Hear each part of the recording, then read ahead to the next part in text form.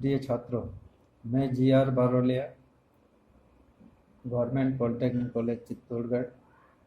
Subject आपका है strength of material, विषय कोड ME 201। इसका पहला यूनिट डिस्कस करेंगे। पहला यूनिट है आपका simple stress and strain. Stress यानी कि प्रतिबल और स्ट्रेन विकृति। इस चैप्टर के अंदर जो आपका फर्स्ट आर्टिकल है 1.1, ये आप सिलेबस में देख सकते हैं। उसमें है वेरियस मैकेनिकल प्रॉपर्टीज, यानी विभिन्न यांत्रिकी गुणधर्म, पदार्थों के गुणधर्म। इस सब्जेक्ट को पढ़ने से पहले मटेरियल के कुछ विशेष प्रॉपर्टीज जो होती है उनकी डेफिनेशंस, उनकी जानकारी होना आवश्यक है। इसमें सबसे पहले आप देखिए, आपके सिलेबस में देखेंगे 1.1.1, इसमें देखेंगे आप इलास्टिसिटी, हिंदी में कहते हैं प्रत्यास्थता। यह पदार्थ का वह गुण है जिसमें पदार्थ पर बल लगाने पर अवस्था में परिवर्तन होता है, और जब पदार्थ से बल हटा लिया जाता है तो पदार्थ पुनः अपनी पूर्वावस्था में आ जाता है। इसको इलास्टिसिटी कहते हैं, ये यानी कि प्रत्यास्थता।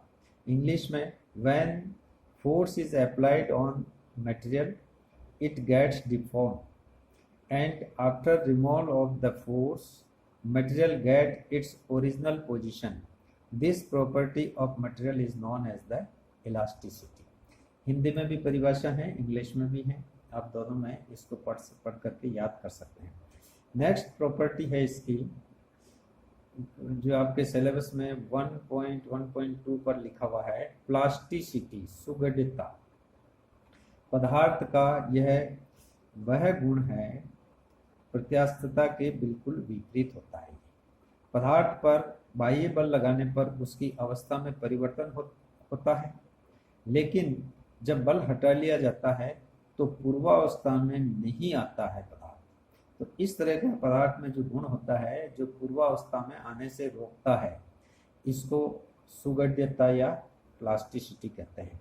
इंग्लिश में plasticity is the property of material by which no strain is disappear when it is released from the force. Plasticity is just converts यानी opposite the elasticity. Beyond the elastic limit, the sum of the material behave like the plastic material under the action of large force. ज़्यादा अधिक बल लगाने पर पदार्थ क्या होता है कि इलास्टिक लिमिट क्रॉस कर जाता है और प्लास्टिक लिमिट में चला जाता है, यानी कि परमानेंट डिफॉर्मेशन आ जाता है, स्थायी विकृति आ जाती है। इस प्रकार का गुण होता है वो प्लास्टिसिटी कहलाता है। नेक्स्ट देखिए, आपका 1.1.3 पर है डक्टिलिटी, जिसको हिंदी में कहते हैं तन्यता। यह पदार्थ का वह गुण है जिससे पदार्थ को तनाव बल लगा करके तार की आकृति में लाने में सहायक होता है, यह तन्यता कहलाती है। Ductility is the property of the material by which it can be drawn in form of wire under the tensile force. Due to this property large deformation can be get in the material under the tension. यानी कि पदार्थ को जितने पतले wire में हम उस form में ला सकते हैं, वो उतना ही पदार्थ अधिक डक्टाइल होता है, यानी उसमें तन्यता वाला गुण उतना ही ज़्यादा होता है। नेक्स्ट, ब्रिटलनेस, भंगुरता। यह पदार्थ का वह गुण होता है जब पदार्थ पर अगर अपन चोट लगाते हैं तो पदार्थ टुकड़ों में टूट जाता है। यह तन्यता का विपरीत गुण है, यानी डक्टिलिटी का अपोजिट है। जो पदार्थ ज़्यादा डक्टाइल होता है उसकी भंगुरता कम होती है, और जो भंगुर ज़्यादा होता है उसकी तन्यता कम होती है। इस तरह से तो तन्यता की कमी होती है इसमें, जो डक्टाइल होता है। सामान्यतया पदार्थों में इस गुण को अच्छा नहीं माना जाता, ब्रिटलनेस अच्छा नहीं माना जाता है गुण। इंग्लिश में यह it is the property of material by which material gets broken due to impact. It is opposite to ductility. Brittle material have a very low ductility. This property of the material is undesirable for engineering work. Engineering works में इस property को पदार्थ में अच्छा नहीं माना जाता है। नेक्स्ट है टफनेस, सुदृढ़ता। टफनेस सुदृढ़ता, हिंदी में कहते हैं सुदृढ़ता। यह पदार्थ का वह गुण है जिसमें पदार्थ बिना टूटे अधिक बाह्य बल सहन कर सकता है। जितना अधिक बाह्य बल सहन कर सकता है उतना ही पदार्थ टफ कहलाता है, उतनी ही उसकी सुदृढ़ता ज्यादा होती है। विशेष रूप से पुनरावृत्ति बल एवं झटके के साथ लगने वाले बल को सहन करने वाला गुण है ये रिपीटेटिव फोर्स और इम्पैक्ट लोडिंग में ये गुण ज़्यादा काम आता है।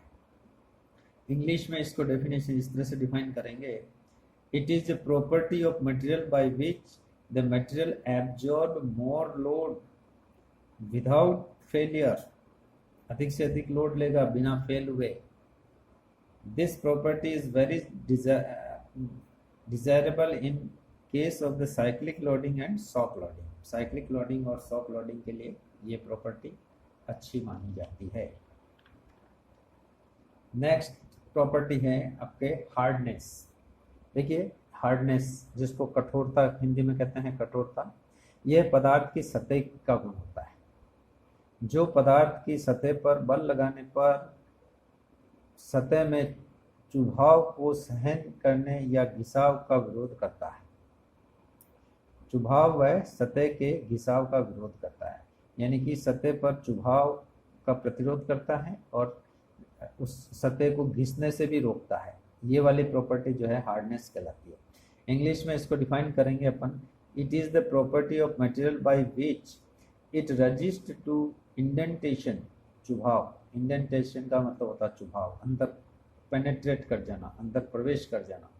And the surface abrasion, surface abrasion मतलब सरफेस का सतह का घिसाव, by applying the force on the surface. This is the surface property of the material. ये मटेरियल की सरफेस की प्रॉपर्टी होती है। सरफेस जितना हार्ड होता है उतना ही वो सरफेस कम घिसता है, ये हार्डनेस कहलाती है। इसके बाद आ जाते हैं, देखिए 1.2 आपका आर्टिकल, सिलेबस का article 1.2, concept of stress and strain. Stress और स्ट्रेन क्या होते हैं, यानी प्रतिबल और विकृति क्या होती है, उसके बारे में हम यहाँ पे इसकी प्रारंभिक जानकारी लेंगे। तो पहले स्ट्रेस एंड स्ट्रेन को समझने से पहले हम फोर्स को समझेंगे। बल कितने प्रकार के होते हैं, टाइप्स ऑफ फोर्स। बल बेसिकली दो तरह के होते हैं, एक तो डायरेक्ट फोर्स और एक शियर फोर्स। फिर डायरेक्ट फोर्स वापस दो तरह के होते हैं। डायरेक्ट फोर्स, देखिए डायरेक्ट फोर्स दो तरह के होते हैं, कौन कौन से, tensile force and compressive force. ये दो तरह के फोर्स हो गए, ये डायरेक्ट फोर्स कहलाता है। तनाव बल और दाब बल ये डायरेक्ट फोर्स कहलाते हैं। सीधे बल, जिनको सीधा बल कहते हैं। देखिए ये तनाव बल को फिगर से और समझाया हुआ है। ये तनाव बल इस तरह का होगा, ये हमारे पास कोई मटेरियल है, कोई बॉडी है, कोई वस्तु है जिस पर इस डायरेक्शन में ये F1 ये बाह्य बल लग रहा है, ये टेंसाइल फोर्स हो गया, तनाव बल। और कंप्रेसिव फोर्स जो दबाव वाला बल होगा वो इसके जस्ट विपरीत होगा। इस फिगर में हम देख सकते हैं, ये देखिए ये वही बॉडी है और फोर्स F2 इधर लग रहा है, ये इस तरह से, तो ये हो गया कंप्रेसिव फोर्स, ये इसको दबा रहा है, इस मटेरियल को ये फोर्स जो है दोनों तरफ से दबा रहा है, यानी कि ये कंप्रेसिव फोर्स हो गया, कंप्रेस कर रहा है, दबा रहा है। इसका प्रतिक्रिया जस्ट इसके विपरीत ये होगी और इधर ये होगी, ये इंटरनल रेजिस्टेंस हो गया।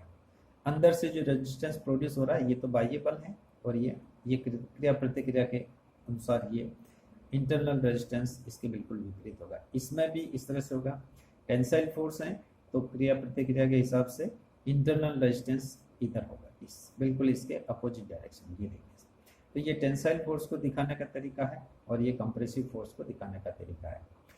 अब आइएगा दूसरा फोर्स जो होता है शियर फोर्स। अपरूपण बल, जिसको हिंदी में कहते हैं अपरूपण बल। इस बल को कर्तन बल भी कहा जाता है। यह बल किसी भी वस्तु के समान वस्तु के पास पास वाले दो तलों पर विपरीत दिशा में इस प्रकार लगता है कि दोनों तल एक दूसरे पे स्लिप होते हैं, फिसलने का प्रयास करते हैं। ये थोड़ा अलग तरह का बल है, आप इसको फिगर से समझ सकते हैं। यह बल जो है दो तलों पे लगेगा, पास पास वाले दो तलों पे।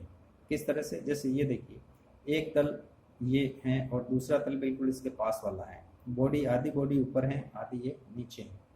इस पे हम यहाँ देख सकते हैं एक फोर्स हम यहाँ लगा रहे हैं और इधर से भी हम फोर्स लगा रहे हैं।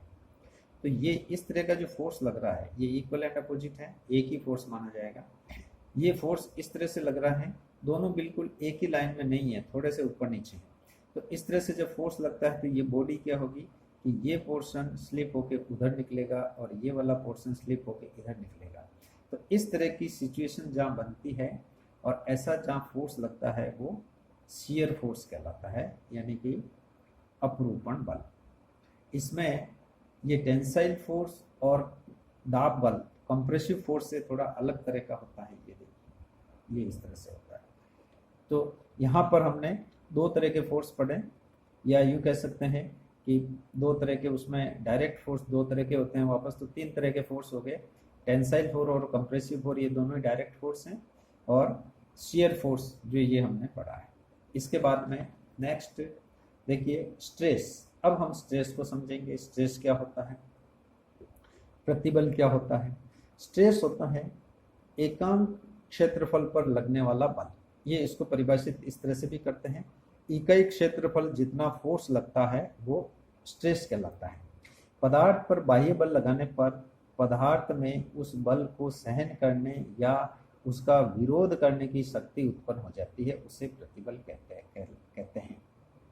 और इसकी इकाई मैंने जैसा बताई थी, प्रतिबल को एकांक क्षेत्र पर नापा जाता है। इसकी इकाई होगी न्यूटन प्रति मीटर स्क्वायर होती है इकाई। प्रतिबल निम्न प्रकार के होते हैं। प्रतिबल वापस दो प्रकार के हो गए। कौन कौन से, जैसे फोर्स दो तरह के होते हैं वैसे ही प्रतिबल भी दो तरह के होते हैं। कौन कौन से, डायरेक्ट प्रतिबल यानी डायरेक्ट स्ट्रेस, और फिर शियर स्ट्रेस। जहाँ डायरेक्ट फोर्स लगेगा वहाँ डायरेक्ट स्ट्रेसेस होंगे, जहाँ शियर फोर्स होगा वहाँ पे शियर स्ट्रेस होंगे। जैसा बल होगा वैसे ही स्ट्रेस होंगे। तो जिस तरह से बल को हमने क्लासिफाई किया है, वर्गीकृत करते हैं, वैसे ही स्ट्रेस को भी वर्गीकृत कर सकते हैं। डायरेक्ट स्ट्रेस डायरेक्ट फोर्स से आएगा, शियर स्ट्रेस शियर फोर्स से उत्पन्न होंगे।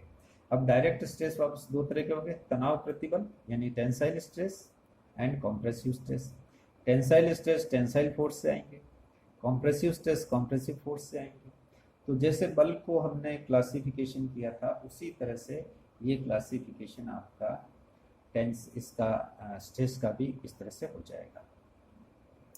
जिस पदार्थ पर तनाव बल लगता है, देखिए इसका दोबारा से लिखा हुआ है, जिस पदार्थ पर तनाव बल लगता है उस पदार्थ में तनाव प्रतिबल उत्पन्न होगा। जिस पदार्थ पर दाब बल लगेगा उस पदार्थ में दाब प्रतिबल उत्पन्न होगा, इंग्लिश में कहेंगे कंप्रेसिव स्ट्रेस। और जिस पदार्थ में अपरूपण बल शियर फोर्स लगेगा उस पदार्थ में अपरूपण प्रतिबल उत्पन्न होंगे। अतः वस्तु पर जिस प्रकार का बल फोर्स लगता है उसी प्रकार के उसमें प्रतिबल उत्पन्न होते हैं। प्रतिबल का फॉर्मूला देखिए, जो बहुत ही इम्पोर्टेंट है। ये फॉर्मूला हमें हमेशा याद रखना पड़ेगा, तभी हम इस सब्जेक्ट में आगे पढ़ पाएंगे। देखिए, प्रतिबल बल बटेवा क्षेत्रफल। बल तो जो भी फोर्स है इसमें से कोई सा भी जैसा जो भी फोर्स होगा वो फोर्स हो जाएगा कि कितना उसमें बल लगा रहे हैं, और वो बल कितने क्षेत्रफल पर लग रहा है, कितने एरिया पर लग रहा है, उससे हम इसमें भाग दे देंगे तो प्रतिबल का मान आ जाता है। तो ये प्रतिबल के लिए फॉर्मूला है, चाहे ये कोई सा भी प्रतिबल हो, चाहे तनाव वाला हो, चाहे कंप्रेशन वाला हो, चाहे शियर प्रतिबल हो, फॉर्मूला यही काम करता है। नोटेशन के रूप में लिखेंगे तो इस तरह से लिखेंगे, P बराबर F अपॉन A। तो ये आपके आर्टिकल 1.1 में जो कुछ स्ट्रेस और स्ट्रेन का इंट्रोडक्शन, कुछ प्रॉपर्टीज और उनकी डेफिनेशंस ये थी, ये कंप्लीट होती है। इस सब्जेक्ट को पढ़ने से पहले जो इस लेक्चर में हमने प्रॉपर्टीज पढ़ी हैं, उन प्रॉपर्टीज की परिभाषाएं हमें आनी चाहिए, तभी हम आगे वाले चैप्टर्स को अच्छी तरह से समझ पाएंगे। धन्यवाद।